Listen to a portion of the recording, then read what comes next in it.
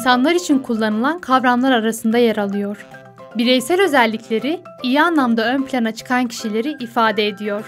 Sağduyulu, sakin olan ve sorundan çok çözümü düşünen insanları anlatıyor. Özelliklerini sıraladığımız kavram naif.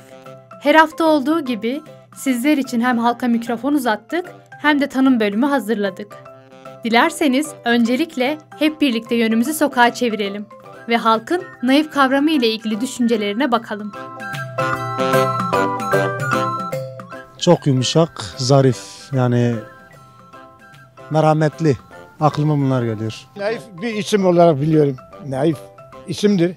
Naif yani kibar, hoş, mütevazi insanlara denilir.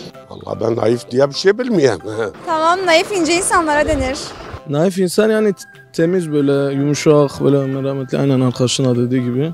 Öyle. Ben aklıma hiçbir şey gelmiyor ki naif denince. Naif ne demek diye bir soru, naif nedir de ondan sonra biz aklımıza geleni söyleyelim. Kibar insanlara denir.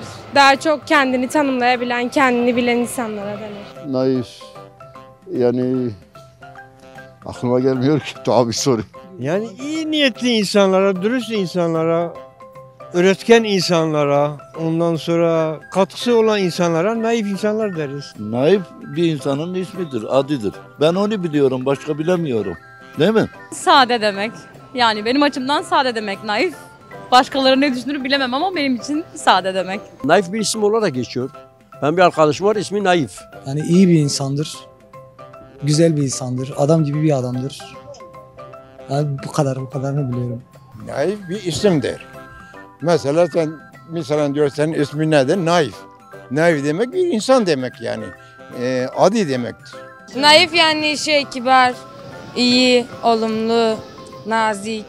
Yani güzel bir isimdir yani. Güzel bir isim. Allah Teala bunu bir güzel şey etmiş bunun. Kibar demek. Ya naif mesela temiz insan. Yani belirli bir isim. Mesela din konusunda isim vardır.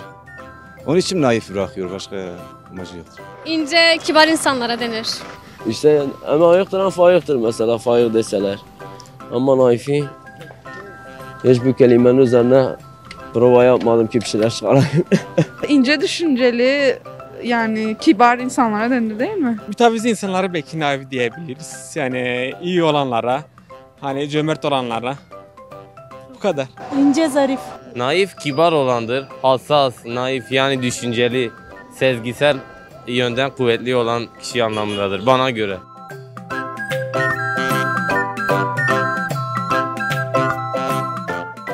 Naif nedir sorumuza verilen cevaplar böyleydi. Bu kavramı merhametli diye niteleyenler de vardı, kibar şeklinde açıklayanlar da. Şimdi de sırada tanım bölümümüz var. Bakalım halkın verdiği cevaplar ne kadar doğru ve naif kavramının temel tanımı ne?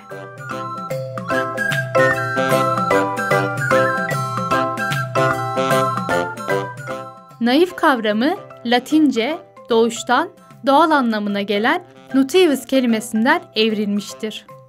Fransız dilinden türeyen bir kelimedir. Yumuşak huylu, kavga dövüşü fazla sevmeyen, insanları kırmayan kişileri ifade eder. Naif kavramını sade şeklinde de niteleyebiliriz. Bu kavram genel olarak içinde art niyet barındırmayan, iyi, temiz ve yumuşak kalpli insanlar için kullanılır.